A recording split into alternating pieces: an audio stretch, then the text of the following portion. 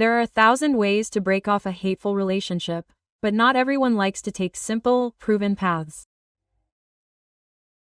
Perhaps that is why the heroes of today's story chose such a complex and bloody option that it took the investigation more than a year to sort out all the intricacies. Christina Benfield was born in September 1985 on Long Island, New York, USA. Here she lived with her parents. She was their only daughter. Everyone knew the girl as a very calm, modest, and altruistic. She never had problems choosing a profession. Christina knew her calling since childhood and wanted to work in the medical field. Until 2007, the girl studied at the university, where she received the coveted diploma of a nurse. Having started her career, the girl wanted to build a relationship and a family at the same time. In this direction, she was not particularly successful, since for many years she devoted herself to getting an education and did not even look at guys. Now she has become freer and met a young man named Brandon Benfield. Friends described him as a reliable, serious guy. He seemed to her an ideal candidate for the role of husband and father, so they began to build a serious relationship. In 2010, the couple got married. In 2018, a daughter was born in this marriage, which was a long-awaited addition to Christina. She was a pediatric nurse and loved children very much. She became an excellent specialist. She even worked on the front lines at the height of the COVID pandemic.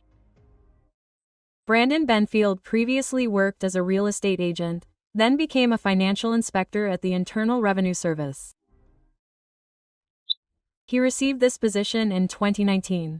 During the same period, he, along with his wife and young daughter, moved from Long Island to a prestigious area of the small quiet town of Herndon, Virginia, with a population of about 20,000 people. This town was located half an hour from the U.S. Capitol. The couple bought a cozy house here to raise a child in a safe place, in prosperity and comfort. At the same time, both were career-oriented and could not just drop everything for the sake of their daughter. Therefore, they decided to hire a nanny for their little girl to unload themselves a little.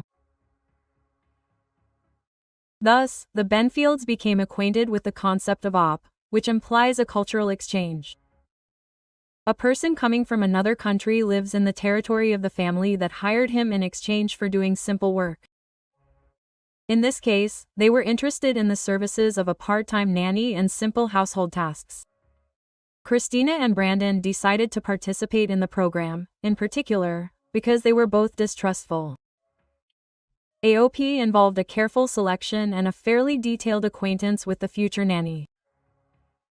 So the corresponding organization brought them together with Juliana Perez Magalhães, a 21-year-old girl from Brazil. She was not chosen by chance, since she already had experience working as a nanny and studied nursing in her home country.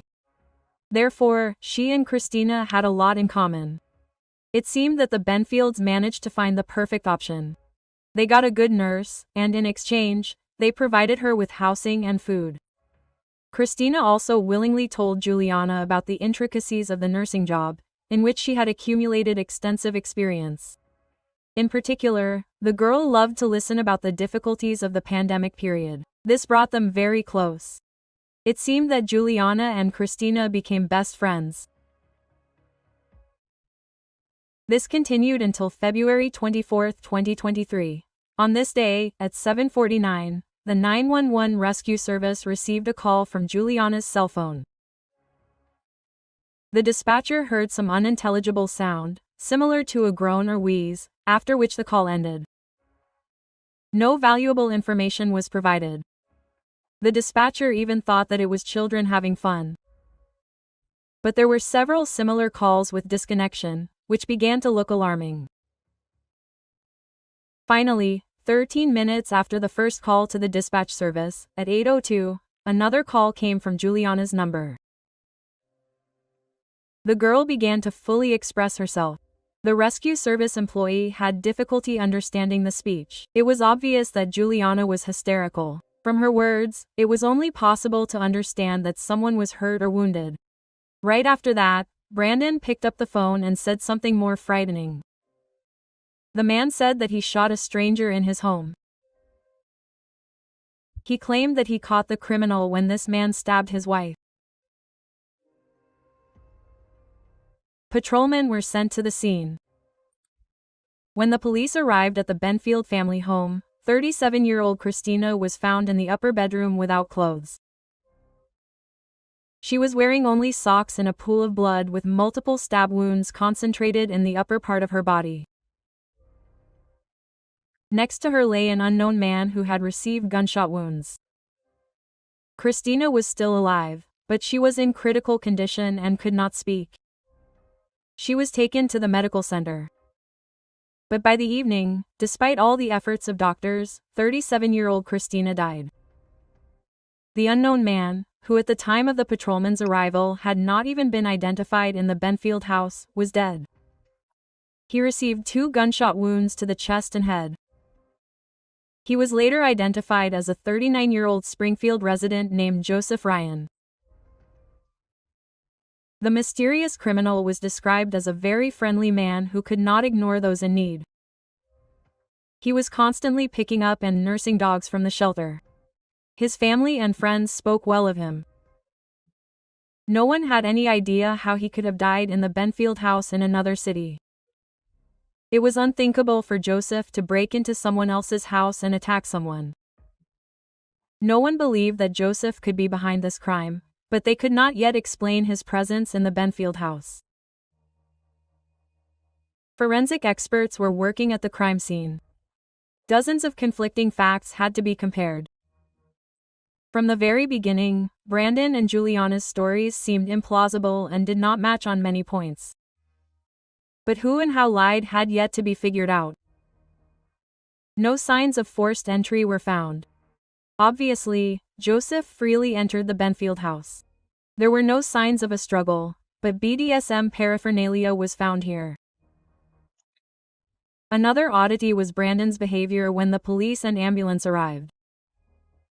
He seemed completely unconcerned about the condition of his wife Christina, for whose life the medics were fighting. He did not look like a grieving widower when he learned of her death. At the same time, the man repeatedly asked how Joseph was doing. Even when the specialists were providing first aid in the marital bedroom, the husband was not at all concerned about Christina's critical condition, but he became noticeably alarmed when Joseph's pulse was detected. In fact, these were the last beats of his heart recorded by the medics.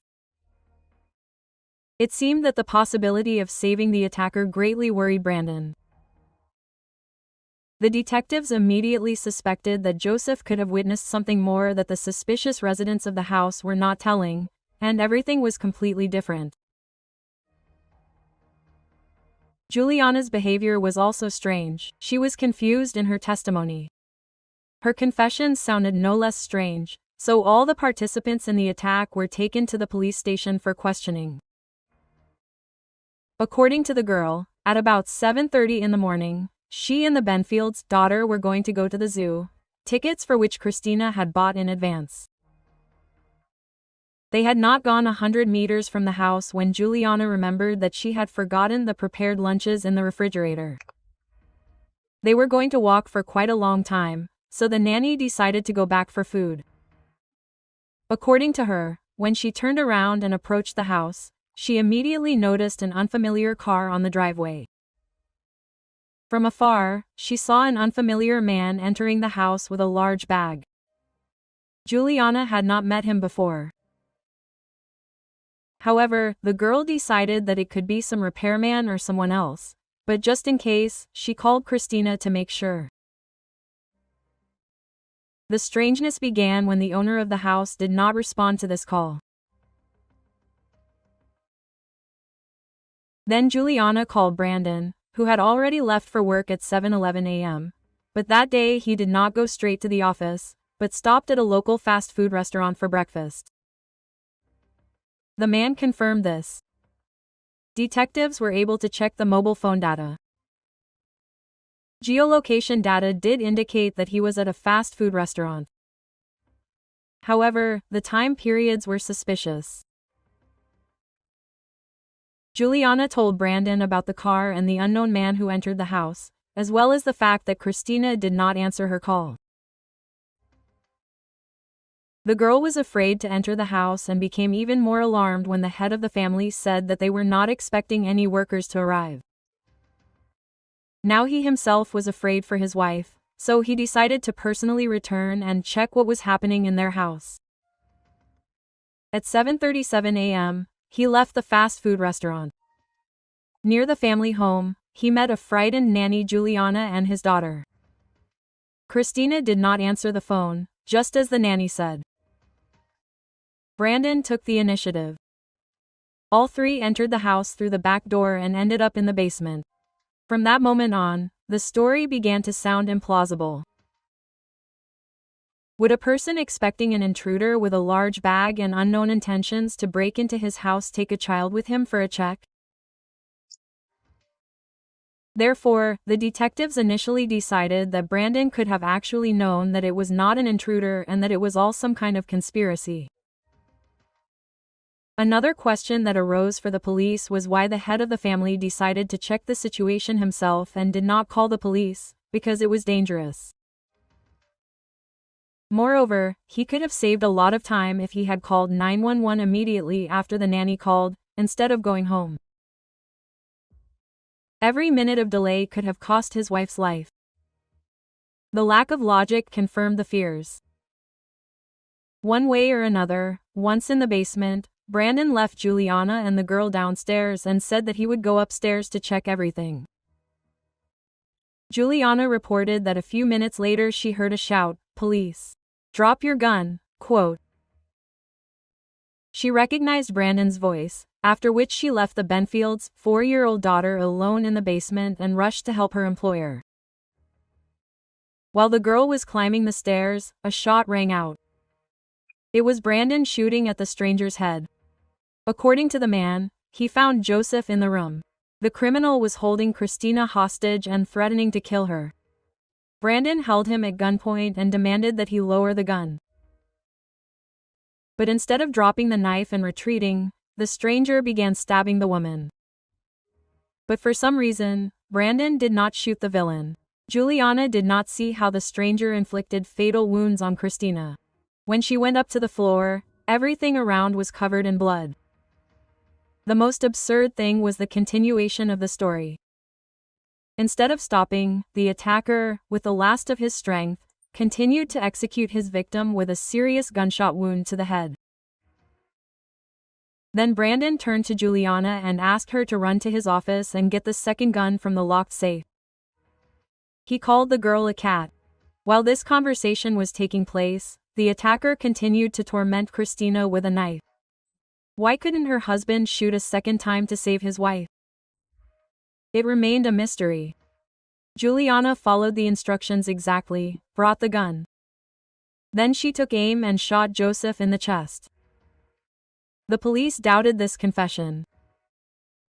It is obvious that the attacker hardly posed a threat after the first shot to the head. So why did Juliana have to fire another shot?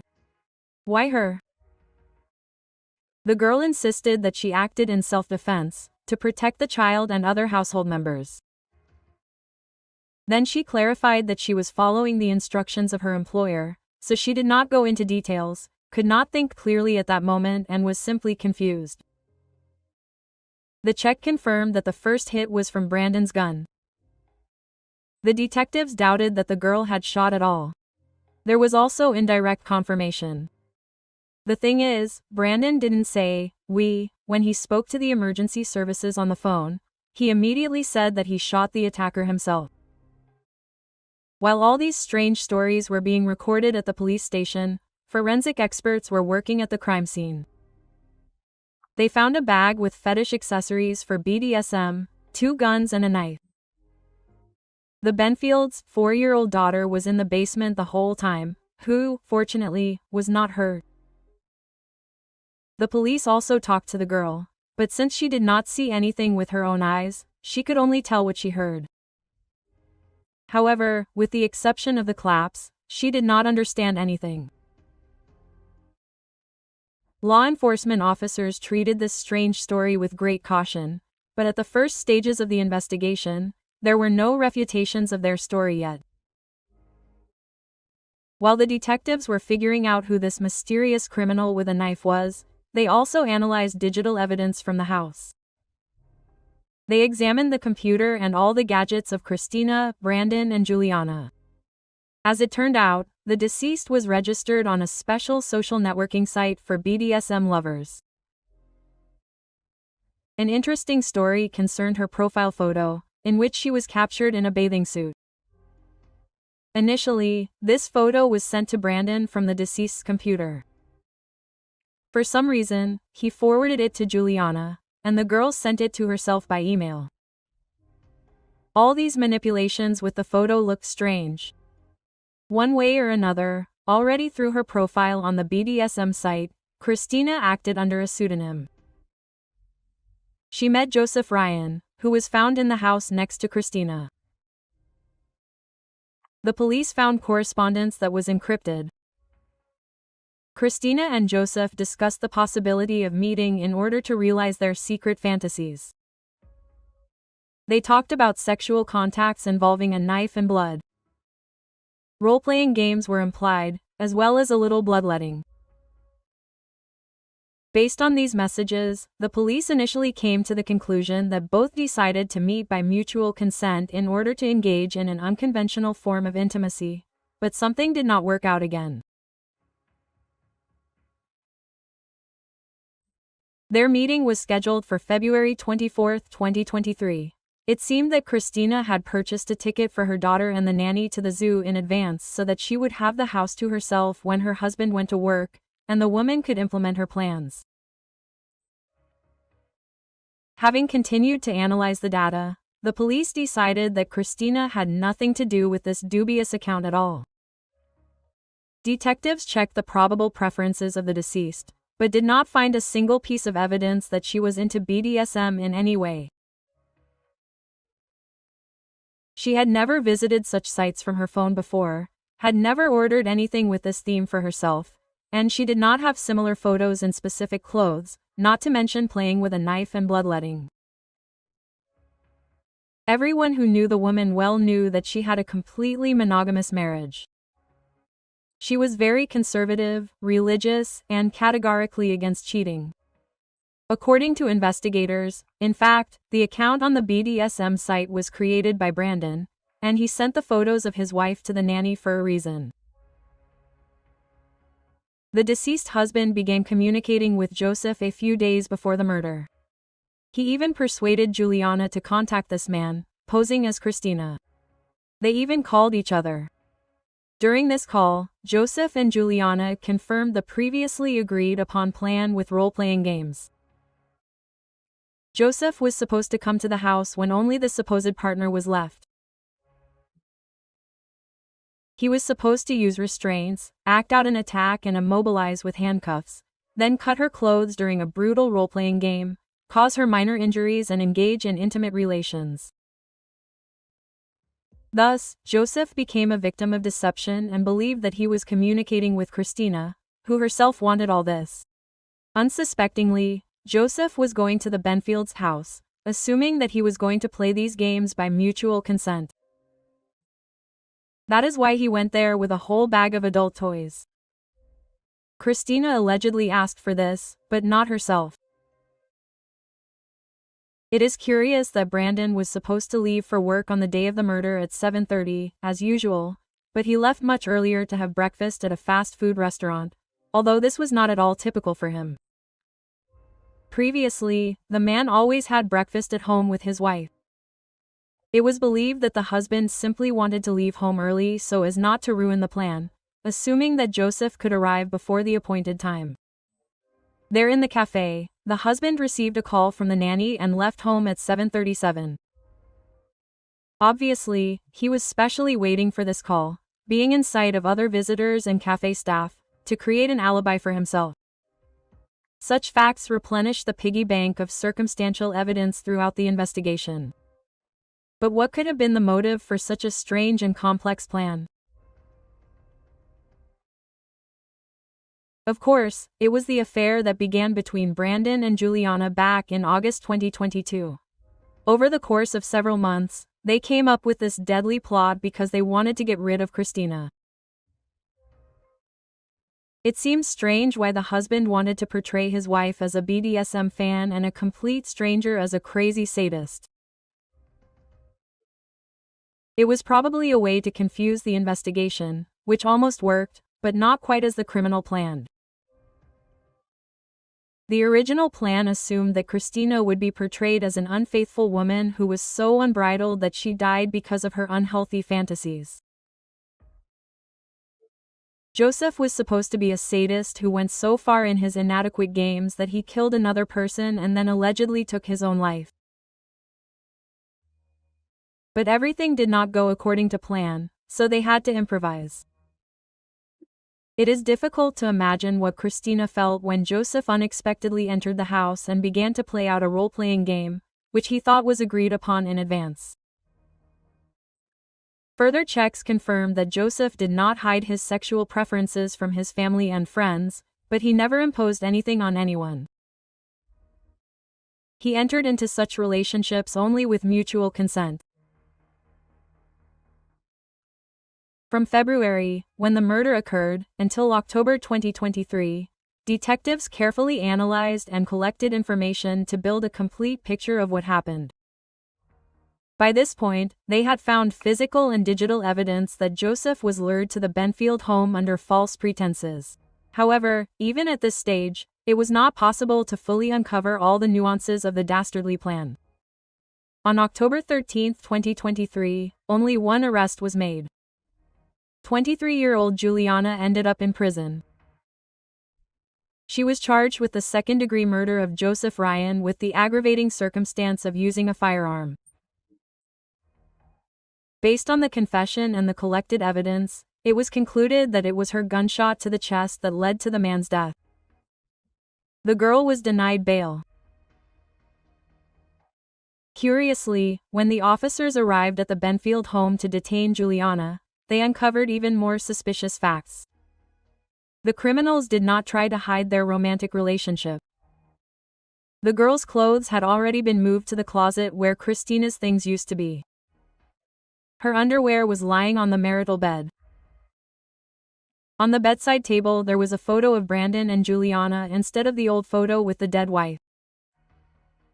Even despite these obvious facts, Juliana tried to deny the relationship. The girl claimed that there was nothing between them, and she simply continued to be a nanny for the man's daughter under the OP program. This lie made no sense, since law enforcement agencies already had correspondence between them, among which were numerous romantic messages. In fact, they appeared long before Christina's death. After the October arrest, the public was outraged that only Juliana was in prison. The reason was the continuation of the investigation.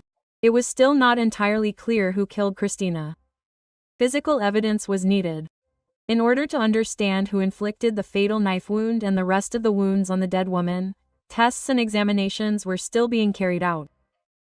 It was a relief for those who cared that Joseph was cleared of suspicion, who was officially recognized as a victim of insidious intrigue. Brandon was still free. By the end of 2023, his mother moved in with him for support and to help raise his little daughter. During his prison sentence, awaiting the hearings, Juliana often called her lover. Naturally, all these calls were tapped. One day, the girl voiced a rather ambiguous expression, which became another indirect confirmation of suspicions. She was worried that Brandon was staying with her only because he was afraid that she would tell the truth. In response, he angrily shouted at her to keep her mouth shut. However, even without her, new information continued to appear. In April 2024, at a preliminary hearing, the prosecutor stated that 2 months before the murder, Brandon and Juliana went to a shooting range together.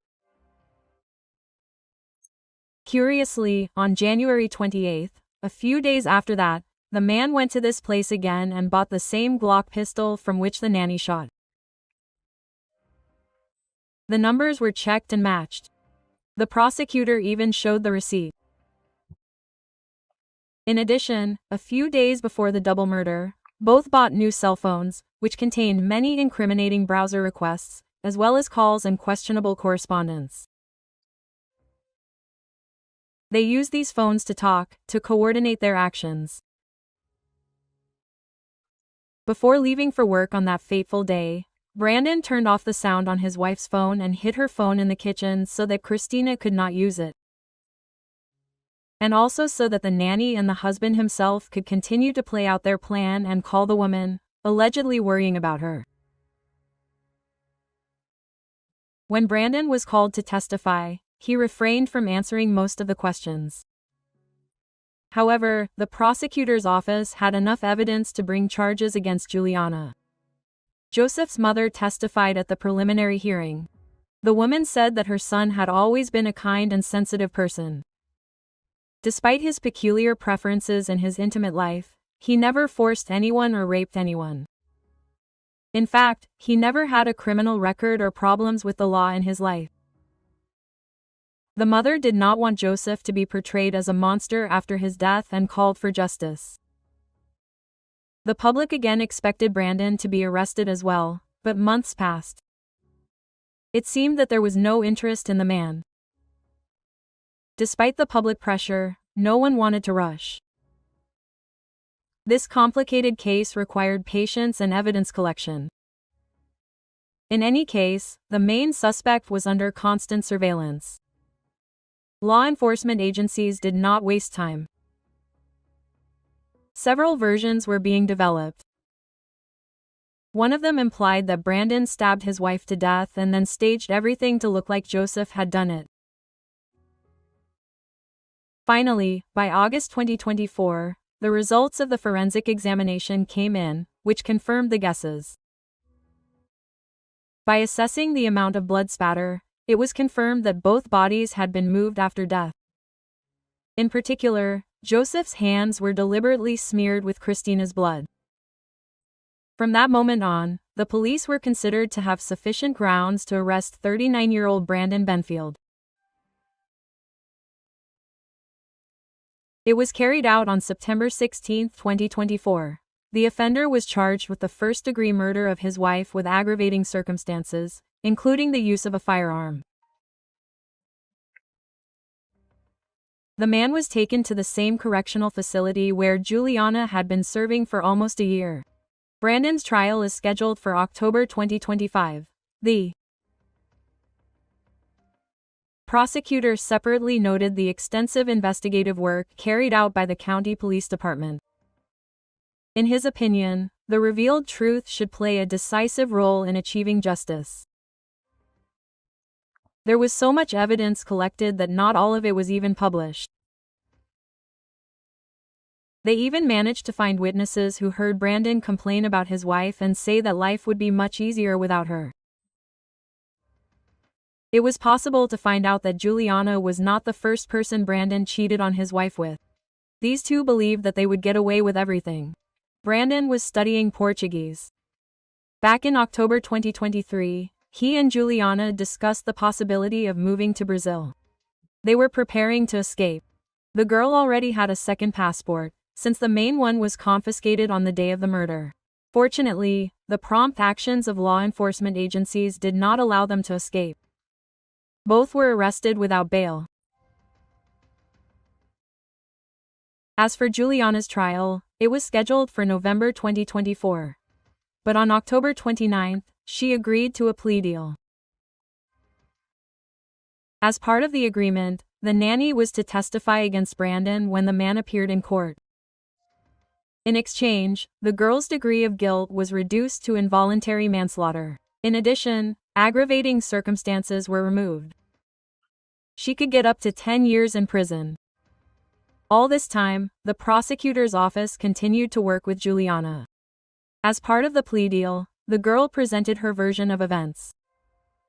According to her, Brandon entered into a relationship with her and persuaded her to participate in the crime, because he wanted to get rid of his wife. To do this, he created a fake profile for her on a dating site associated with the BDSM community behind his wife's back. This happened a few days before the murder. Together, they deceived Joseph. He played out his part of the play well, tied the woman up, cut her clothes with a knife. Then Brandon entered the game, who shot the innocent man. He did not even have time to understand what happened. While the man was bleeding, Brandon stabbed his wife. Realizing that Joseph was still alive, he ordered Juliana to take the second gun. Her shot to the chest became fatal. In her defense, the girl said that from the very beginning until the end she did not believe that Brandon was capable of doing all this.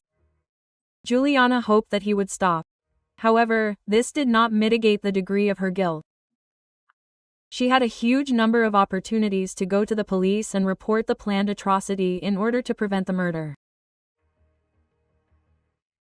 Joseph's loved ones were indignant about the plea bargain. They insisted that Juliana shot an innocent man who was a bargaining chip in their bloody plan.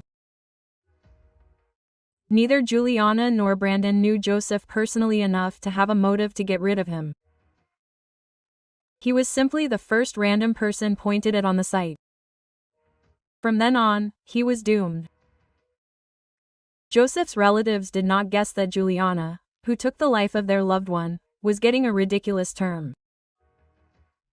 However, the prosecutor's office believes that the decisive factor in all this is the ability to put the true mastermind of the massacre in prison for a long time.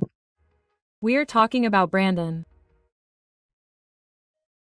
In December of last year, the man was charged with additional crimes related to child abuse and neglect. Unfortunately, as with the other charges, specific details are not disclosed, since the trial is ongoing. As for the Benfield's daughter, the public has been advocating from the very beginning that the girl should not be ignored. By the grace of her father, she lost both parents. At the moment, the child is under the care of Christina's relatives. Her parents are in the process of obtaining custody rights. They themselves hope that the hearings in the murder case will not be postponed. And, as planned, at the end of 2025, they will be able to achieve justice for the lives taken. If you like my work, subscribe to the channel, support this video with a like.